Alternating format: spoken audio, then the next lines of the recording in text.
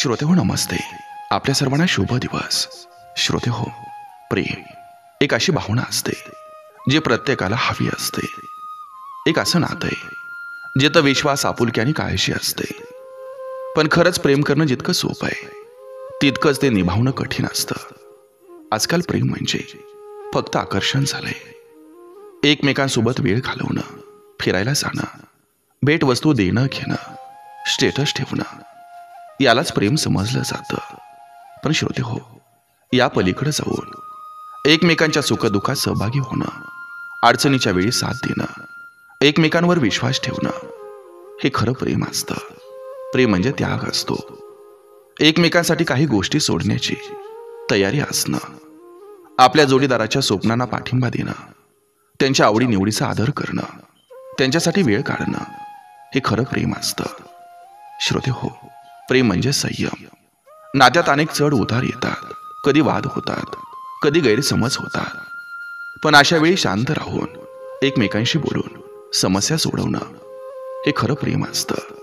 प्रेम म्हणजे जबाबदारी, एकमेकांच्या भावनांचा आदर करणं, एकमेकांना दुखू नये याची काळजी घेणं, हे खरं प्रेम आहे. आजकाल प्रेम फार लवकर होतं आणि तितकंच लवकर तुटतं सुद्धा. कारण आजकालच्या पिढीमध्ये सहनशीलताही कमी झाली. छोट्या छोट्या गोष्टीवरून वाद होतात आणि नातं तुटतं. पण जर खरंच प्रेम असेल तर किती अडचणी आल्या तरी नातं टिकून राहतं. म्हणूनच श्रोते हो, जर प्रेम करायचं असेल तर ते निभावण्याची ताकद ठेवा, एकमेकांवर विश्वास ठेवा, एकमेकांना समजून घ्या आणि एकमेकांच्या सुखदुःखात नेहमी सहभागी व्हा. कारण खरं प्रेम हे आयुष्यभर टिकणारं असतं. बघा, पडतंय का? नक्की विचार करूया.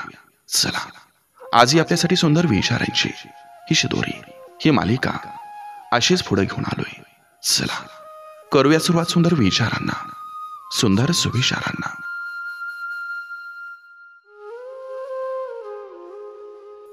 माणसाची बोलण्याची पद्धत सुद्धा माणसाची सुंदरता दाखवत असते. आयुष्याच्या प्रवासात भेटणाऱ्या प्रत्येकाच्या कथा आणि व्यथा या वेगवेगळ्या असतात. कोणतंही काम हे देवाला स्मरून करावं, पूर्णत्वाला जातं. जेव्हा खिशामध्ये ₹1 नसतो तेव्हापासून ते तुम्ही यशस्वी होईपर्यंत सोबत असतो. तोच तुमचा खरा मित्र असतो. कोणासाठी तरी आपल्या पापण्या ओलावल्या जाव्यात याहून मोठा परमार्थ नाही. आणि आपल्यासाठी डोळ्यातील आसवं ढाळणारी माणसं आयुष्यात लाभणं याहून मोठा मोक्ष नाही.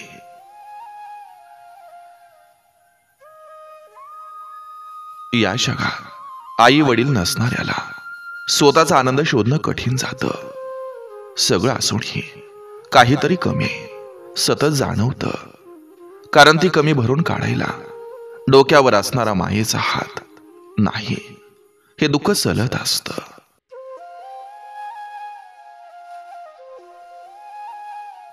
आपलं ज्ञान आणि आपले चांगलं गुण असं असायला हवेत, जी लोक त्याचा कितीही वापर करू देत पण ती कधीही संपणार नाहीत.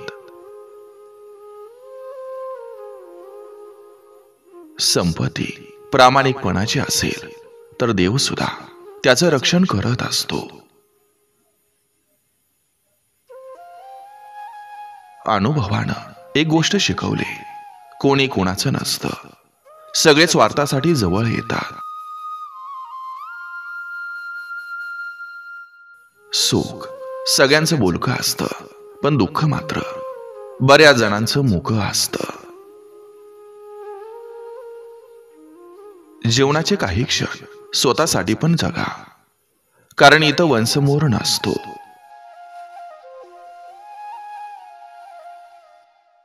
कधी कधी कळत किंवा न कळत आपण समोरच्यावर ओझं झालेलो असतो. लोकांच्या नजरेत चांगलं राहणं म्हणजे स्वतःच्या नजरेत स्वतःचा शोध घ्यावं लागणं. आणि मग एक दिवस कळतं की स्वतःला हरवून काही जिंकता येत नाही.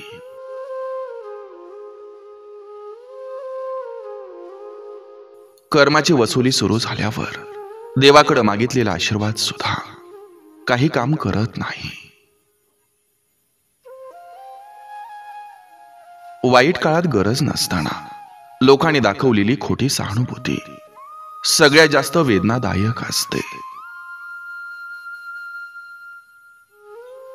आयुष्याची परीक्षा देताना पुस्तकांचा नाही तर अनुभवाचा अभ्यास उपयोगी पडतो.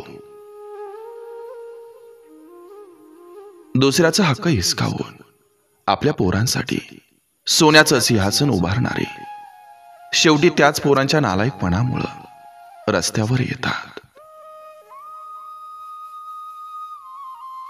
एगो कधी चांगला नसतो, तो कमीच ठेवायचा. जास्त वाढत गेला की लोक आपल्यालाच इग्नोर करायला लागतात.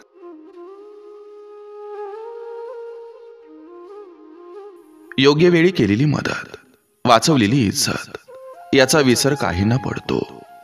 त्यामुळे असं गोडबोले नमुने वेळीच ओळखा आणि स्वतःची वेळ आल्यावर त्यांना जागा दाखवा. आपण भावनिक होऊन नातं टिकवण्याचा प्रयत्न करतो आणि दुसरीकडं काही लोक गरज संपली की आपल्याला कोलून पुढे निघून जातात.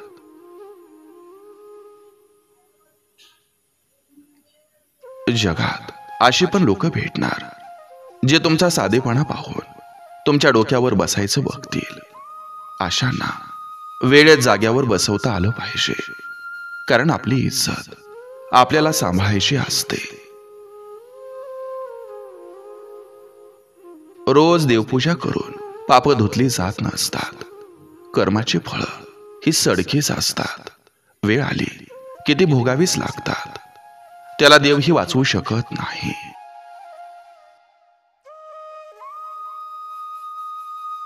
चुकीचं असून स्वतःला बरोबर सिद्ध करणं सोपं असतं, पण बरोबर असून सुद्धा स्वतःला बरोबर सिद्ध करणं खूप अवघड असतं. साधेपणाचा गैरफायदा घेणारी माणसं जगात खूप असतात. त्यांना योग्य वेळी त्यांच्या जागेवर बसवता आलं पाहिजे, नाहीतर ते आपल्याला दुबळ समजायला लागतात. स्वतःची इज्जत, स्वाभिमान हे स्वतः जपायचे असतात. कोणालाही त्यावर डाव खेळू द्यायचा नाही. तोंडावर स्पष्ट न बोलणारी आणि दबक्या आवाजात माघारी बोलणारी माणसं ही फार घातक असतात. आपली बाजू आपण ठाम करायची असते, नाही तर लोक तयारच असतात आपल्याला चुकीचं ठरवून, आपलं नाव खराब करून आपल्याला उद्ध्वस्त करायला. फक्त नवे कपडे घालून माज दाखवण्यापेक्षा माणसाच्या वागणुकीत आणि कर्तृत्वात दिसणारा रुबाबच खरा दमदार असतो.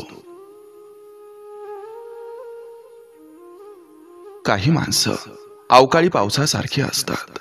गरज नसताना आयुष्यात येतात आणि आयुष्याची नासाडी करून जातात. रिकाम्या वेळेत दुसऱ्यांच्या आयुष्यात ना खुपसण्यापेक्षा जरा स्वतःच्या आयुष्याचं सोनं कसं करता येईल यावर लक्ष द्यावं माणसानं. नाहीतर आयुष्यभर दुसऱ्यांचं उष्ट काढण्यात दिवस जातील. जो समजूतदार आहे त्यानं जितकं सहन केलेलं असतं तो सर्व सांगत नाही.